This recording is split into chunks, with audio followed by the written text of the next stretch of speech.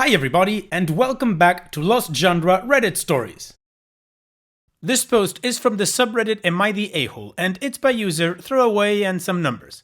Am I the a-hole for kicking my daughter out because she ruined her stepsister's things and makes life difficult in the house? I have two daughters, Leanne, 19 female, and Lucy, 16 female. I adore my girls, but since I remarried Rebecca fairly soon after the divorce, they weren't impressed, especially since I gained a stepdaughter, Sophie, 18 female. I did my best, but they remain closer to their mother to this day, and when the lockdowns first started, they wished to stay with her and communicate with me through tech. Clarification, because everyone was asking, I did not cheat.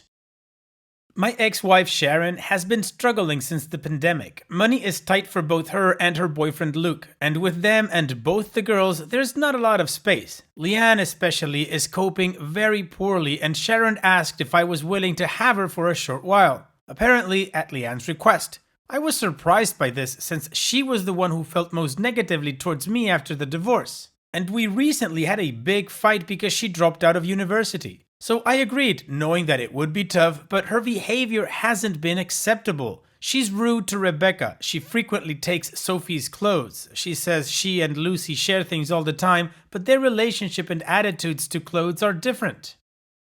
The issue here is that Sophie's wardrobe is essentially sacred to her for reasons I don't have the word count to explain, but can in the comments if deemed relevant. Leanne also makes a lot of noise, a symptom of her mother's household, swears a lot, is messy, and is very aggressive when she doesn't get her way or is rebuked for her behavior, particularly if it's Rebecca that says something. Tensions have been rising lately because Sophie was due to start university again today. Leanne and I fought about this, as I mentioned, so it was a delicate subject regardless. And with Leanne's noise disturbance, Sophie has found it difficult to concentrate on her prep work, so they've been arguing even more.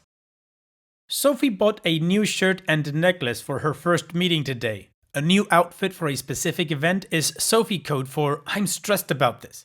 The idea of an online term is quite daunting. Today, she went to get dressed and found the blouse ripped apart and the necklace destroyed on her bed. She started crying. There was a big fight. Rebecca calmed Sophie down in time for her class, and I sent Leanne to her room and told her to stay there until her mother arrives to pick her up. It's not just the vandalism, but the fact that she deliberately searched for the items she knew Sophie had chosen to calm herself down for her class. It's just too much for me. I've said I'm happy to take Lucy if space is still an issue, but Leanne can't live in my house if she's going to destroy her stepsister's property and make life difficult for everyone. Sharon, Luke, and Leanne all say I'm an a-hole for putting them in this position and not prioritizing Leanne because she's my daughter. They won't pick her up. I think I might be the a-hole because Leanne is my daughter and I do have a duty to care for her, and I know that things have been very strained in their household due to the lockdowns and the fact that they're currently struggling financially. I might have reacted in anger and immediately resorted to kicking out Leanne without considering the effect on everyone in quite difficult times. Anyway, am I the a-hole?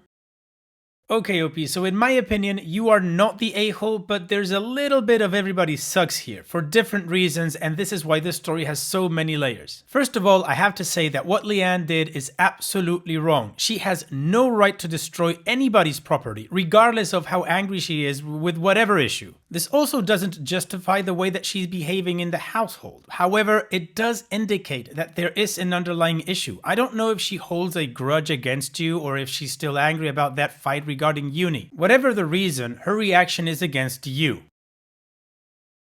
Maybe destroying Sophie's things was a way to get at you or something like that. Again, I don't justify it. But here's where I think that you also might be a little bit of an a-hole, hence the everybody sucks. You just went and kicked her out right away. And here's where I'm conflicted. I don't know if you've talked to her. Hold her accountable for what she's done because it's absolutely wrong, but have a conversation with her and see why she's so angry. She is your daughter, and as a parent, it's your duty to try to help her out. Or at least point her in the direction of somebody that might, like a therapist or something. Anyways, that's too much out of me. What do you guys think? What is your judgment in this situation? Let me know in the comment section, and now let's move on to the community comments to see what they said. Roy Lolo says, whoa, not the a-hole. Your daughter is an adult. Her stepsister would be well in her right to sue her at this point. She chose to be evil. Your ex doesn't want to pick her up? No worries. Put her in an Uber and put conditions for her coming back if you ever consider letting her. Apologies, therapy, and strict respect of your rules and your stepdaughter's space, and paying for what she destroyed or replacing it. Your daughter is way too old to act like a toddler in my opinion. Edit. Please don't take my mention of suing as an indication she should be taken to court, but rather that she has reached the age where destroying someone's property can get her into real issues. Property destroyed and harassment can get you in adult troubles. Double Stitch says, let me emphasize because other Redditors have focused on the potential dynamics of your divorce and step-sibling rivalries. Your actions here is age-appropriate parenting. Leanne is over 18, refuses to follow house rules, is rude and messy, steals from Sophie, and destroyed Sophie's new belongings in a malicious action targeted to cause maximum distress. In the adult world, actions have consequences. If you tolerate this under your roof, then it would set up Leanne and her future roommates for disaster. If Leanne treated an adult in an apartment share the way she treats Sophie, then Leanne could end up in small claims court, plus a police report for vandalism and a civil restraining order. Although it's unlikely the vandalism would be prosecuted, these are things that could turn up on a background check. The mildest way to curb that behavior before it creates a public record is to make Leanne move in with other relatives. You're pursuing that course. She won't be on the streets. She'll resent you for it in the short run. Leanne is living in the moment. 10 years from now, when Leanne has a bit more life experience, she may understand why you demonstrated that boundaries matter. You also owe a reasonable home environment to Sophie so she can focus on her studies without abuse. Not the a-hole.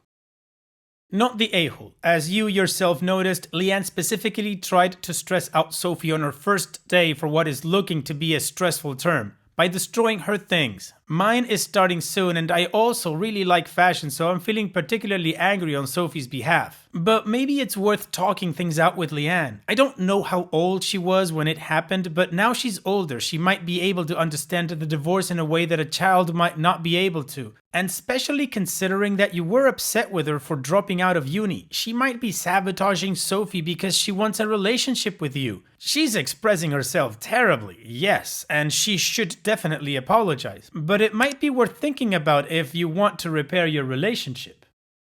Additional information from OP's comments. I know this won't help my relationship with Leanne, but I also think a line has to be drawn. She can't just do whatever she wants and I let it slide because I want to get on with her. Obviously, I wouldn't make her homeless. The issue is that Leanne seems incapable of interacting civilly because of the divorce. She doesn't break or ruin her sister's things. She clearly needs help and support, but to do that at Sophie's and Rebecca's, to a lesser degree, expense doesn't seem fair. Leanne is the one who lashed out violently. I love both girls, but while Sophie is no angel, she hasn't destroyed anything of Leanne's and she is more respectful and polite around the house. Okay, so regarding Sophie's wardrobe thing, Sophie became very ill aged around 15. She spent about a year in recovery, and although she's still affected by it, she functions essentially normally now. She's a very ambitious girl and wouldn't hear of taking a year off school even when she was at her worst. That year, she was doing her GCSEs, which are important exams, so she couldn't take it easy either. To get the grades she wanted, she had to work very hard, and there was a point where all she had the energy to do was study and sleep. She was highly stressed, but asking her to rest only stressed her out more. During this time, she got really into running an aesthetic Tumblr blog page. I think that's right. If I've phrased that like a complete dad, I apologize to any youths reading. Because it was nice and calming and didn't require a lot of energy. She would spend her pocket money on clothes and things for her room to match the aesthetic on her blog. Organizing her room, dressing up, etc. basically kept her sane while she still couldn't do normal teenage things, and that's how she would cope when she was stressed about her exams. I think it gave her some control as well. She didn't have as much independency or privacy as a teenage girl wants because she was so ill. She associates it with family as well. We were obviously frantic during this period, and so when she was actually showing interest in something, we were keen to participate. She and her mom went thrifting together lots for clothes. Of course, they couldn't during the pandemic. And I helped her redecorate her room. She learned how to sew from her grandma, and many of the items she or her grandma made or edited. Is edited the right word? I don't know. So many of the items have sentimental family value. Leanne isn't into that sort of stuff, but she's into gaming and we used to do that together. It was good fun, but it didn't happen as much because the console stayed with her and therefore at Sharon's. I bought one for my house so she could come to play with me, but it didn't really work for long or around. By the time Sophie was ill, Leanne was very angry with me. However, I still saw or asked to see my daughters every weekend as we agreed, with additional time here and there when they were off school, etc. I understand that illness can cause feelings of resentment, but 16 is definitely old enough to realize that someone bedridden with sickness might need more attention than you. If she hadn't understood that, I'd worry about myself as a parent. Okay, well, the community thinks that OP is not the a-hole, and that third commenter said what I was thinking but with much better words. Now, OP has given us 2 updates, so let's move on with the first one.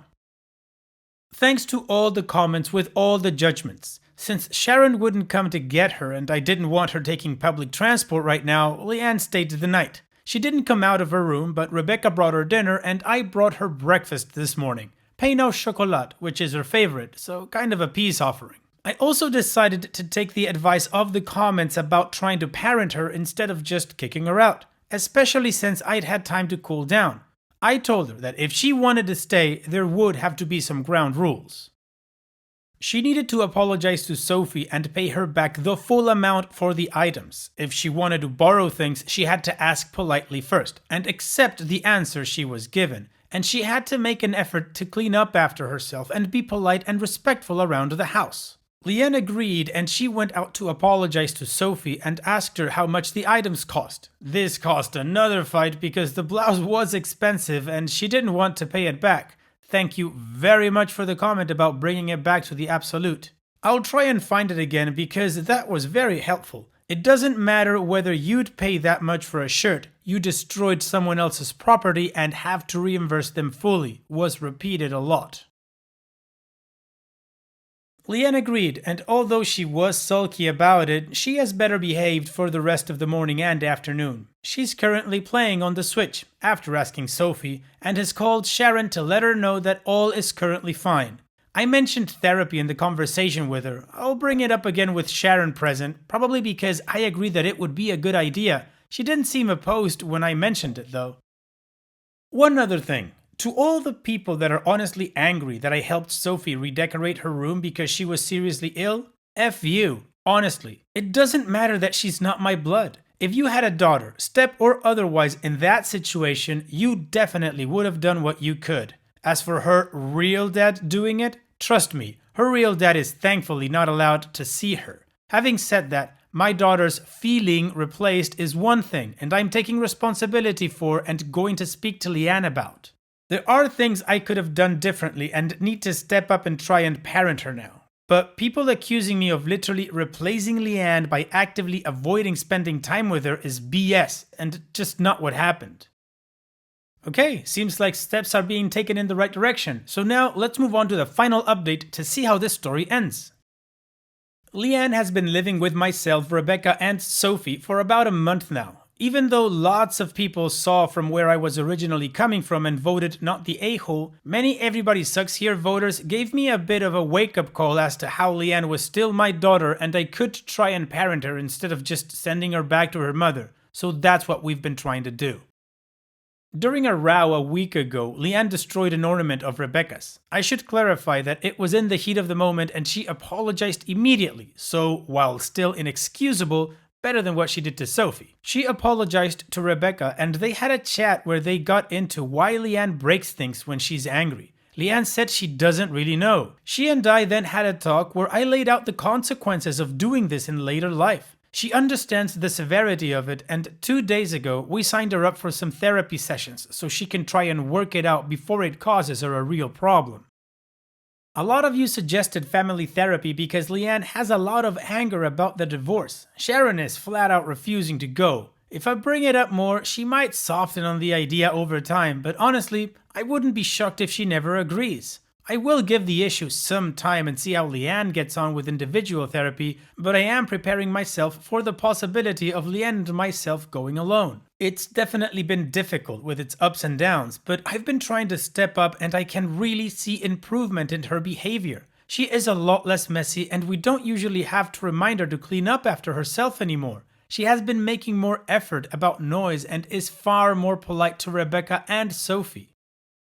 She's also agreed to do some family things that she wouldn't before. She joins us for Sunday TV nights, which are like a little tradition we do, and she and Sophie play on the Switch together sometimes now. I am very glad that I took the advice to try this because it's great to see her better adjusted and taking steps to improve herself. We also talked about her dropping out of uni. I was upset about it and even more upset that she didn't even seem to take it seriously. But Leanne said that she's actually been beating herself up about it. I was quite shocked because as soon as the conversation went down this route, she started crying.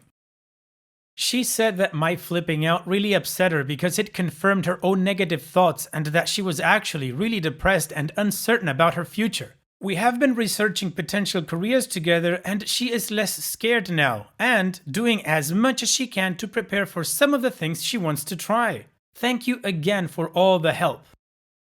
Alright OP, this is a positive update. I guess communication wins again. Good job on all the work that you guys have done together. Thank you so much for sharing and all the best to all of you in the future. Now let's write on this positive move with a mood enhancer post.